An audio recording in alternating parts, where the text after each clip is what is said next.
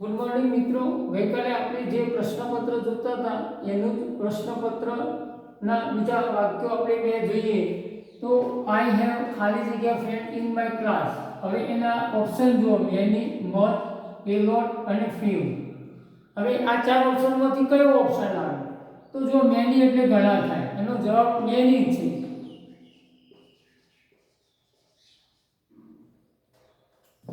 હવે આ મેની કેમ આવે? તો ઘણા બધા મિત્રો છે. ઇન માય ક્લાસ, મારા ક્લાસમાં ઘણા બધા મિત્રો છે. તો ઘણા બધા મિત્રો જે છે એ મારા ક્લાસમાં છે. પણ અહીંયા જો મચ લખો તો મચ જથ્થો બતાવે એટલે એ ના આવે. એ લોટ લખો તો પુષ્કળ થાય, પણ લોટ્સ અથવા એ લોટો કેવું પડે એટલે એ ખોટું પડે. ફ્યુ એટલે થોડાક, પણ નકારાત્મક અર્થ બતાવે એટલે નહીં એવી વાત થાય. એટલે સારામાં સારો ઓપ્શન મેની છે, એટલે મેની શબ્દ સાચો છે. Which word is the antonym of the generous? તો જેનરસ એટલે આમ સમૃદ્ધ થાય, બરાબર, સારો થાય, ઉદાર થાય.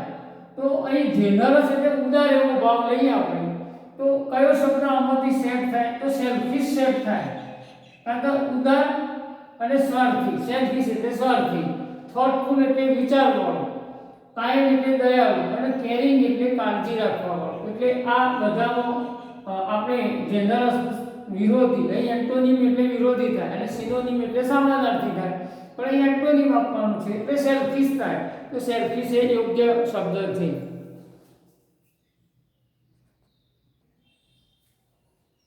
મિત્રો આપણે હવે આગળ બીજો ત્રણ એક વાક્ય જોઈએ તો વી સ્ટેડ ઇનસાઇડ ખાલી જગ્યા ઇટ વોઝ રેઇનિંગ. હવે વાક્ય એવું છે કે અમે અંદર રોકાયા એટલે અંદર બેસી ગયા, ઘરની બહાર નીકળ્યા નહીં. હવે અહીંયા વિરામ છે એટલે આ બીજું વાક્ય છે કે ઇટ વોઝ રેઇનિંગ, તો વરસાદ ચાલુ હતો. તો ચાલુ વરસાદ હતો એટલે અમે અંદર રોકાયા. વૃષ્ટિ એટલે રોકાવું, બેસી રહેવું, તો અહીં બેસી રહ્યા. તો અહીંયા શું આવશે? તો અહીં બીકોઝ આવશે. હવે બીકોઝ કેમ આવે? બીકોઝ ઓફ કેમ નહીં? તો બીકોઝ અને બીકોઝ ઓફ બેમાં ફેર છે. બીકોઝ એટલે કારણ કે થાય, આ કન્જક્શન છે મિત્રો, આ ખાસ યાદ રાખો. કન્જક્શનનું ચેપ્ટર તમે શીખતા હોય તો બીકોઝ આવે જ. એટલે બીકોઝનું ગુજરાતી થાય કારણ કે. એટલે આ જે શબ્દ જે છે એ કન્જક્શન છે. હવે બે વાક્યોને જોડવા માટે શું જોઈએ? કન્જક્શન જોઈએ. તો બીકોઝ ઓફ છે એનું ગુજરાતી થાય ને કારણે. તો આ ફ્રેઝમાં વપરાય. ફ્રેઝ જ્યારે તમે બનાવતા હો તો આવું વાક્ય હોય તો ચાલે. એટલે કે we stayed inside because of raining. It was ના લખાય, બીકોઝ ઓફ રેઇનિંગ બનાવવું. બીકોઝ ઓફ રેઇનિંગ નો અર્થ શું થાય? કે વરસાદને કારણે. ફ્રેઝ વાળું વાક્ય બનાવવું પડે. હવે અહીંયા ફ્રેઝ નહીં, અહીં કન્જક્શનની જરૂર છે. ઓઇંગ ટુ અને સો એ તો બિલકુલ સેટ અહીં થતા નથી. એના પછીનું વાક્ય આપણે જોઈએ, વી ખાલી જગ્યા ઈચ અધર ફોર એ લોંગ ટાઈમ. મિત્રો એક વાત યાદ રાખો કે કેટલીક બાબતો એવી છે કે અમુક વખતે અમુક કાળમાં જ વપરાય. દાખલા તરીકે અમે એકબીજાને ઘણા સમયથી ઓળખીએ છીએ, તો ક્રિયા ભૂતકાળમાં શરૂ થઈ. હજી આ ક્રિયા ચાલુ છે, એકબીજાને ઓળખવાની ક્રિયા ચાલુ છે. તો કયો કાળ આવે? તો પૂર્ણ વર્તમાન કાળ આવે, તો ચાલુ પૂર્ણ વર્તમાન કાળ આવે. હવે ચાલુ પૂર્ણ વર્તમાન કાળનો ઓપ્શન અહીંયા કોઈ છે નહીં, એટલે તમારે પૂર્ણ વર્તમાન કાળ મૂકવો પડે. એટલે તમારે અહીંયા વી પ્લસ હેવ પ્લસ નોન આવું વાક્યમાં ખાલી જગ્યા પૂરવું પડે. ચલો હવે આ નોનો અર્થ એવો થાય કે હાલ એ ક્રિયા ચાલુ છે, પણ અહીંયા કેવી ક્રિયા છે? ચાલુ છે ખરી, પણ ભૂતકાળમાં તમે ઓળખતા હતા, હાલ ઓળખો છો અને હવે પછી ઓળખવાના જ છો, એવો અર્થ બતાવતો હોય એવું વાક્ય છે. એટલે એનો પૂર્ણ વર્તમાન કાળ સારું લાગે. ન્યૂ ભૂતકાળ થાય.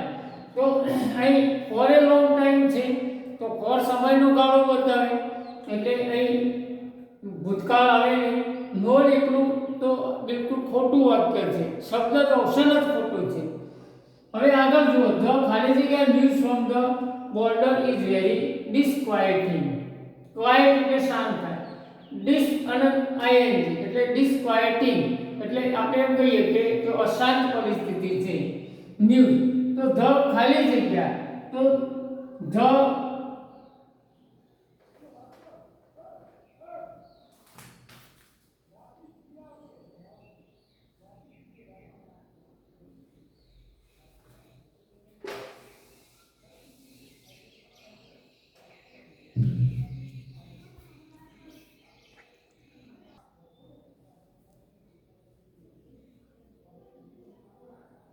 મિત્રો હવે ધ ખાલી જગ્યા news from the border is very disquieting, તો આની અંદર જો લાસ્ટ છે, લેટેસ્ટ છે,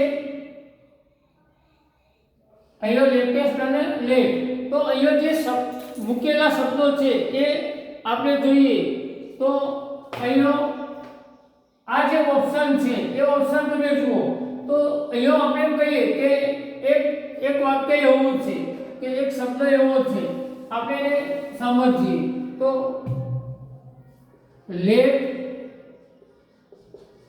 લેટર, લેટેસ્ટ, લેટ, લેટર અને લાસ્ટ.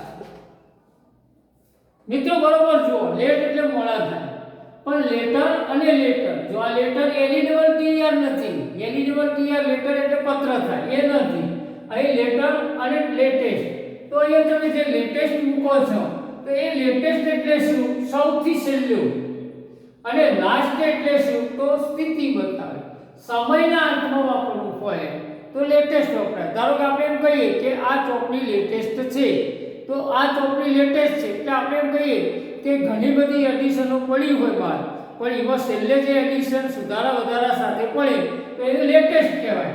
તો અહીંયા લેટેસ્ટ શબ્દ જે છે એ સમય બતાવે, અને લાસ્ટ છે, દાખલા તરીકે કોઈ વ્યક્તિ છેલ્લો આવ્યો તો લાસ્ટ બોલાય, તો અહીંયા લાસ્ટ બોલાય, તો અહીંયા સમયના અર્થમાં છે કે સમાચાર જે છે એ આવા છે, છેલ્લે સમાચાર આવા છે, તો અહીંયા લેટેસ્ટ ઓપ્શન આવે છે મિત્રો.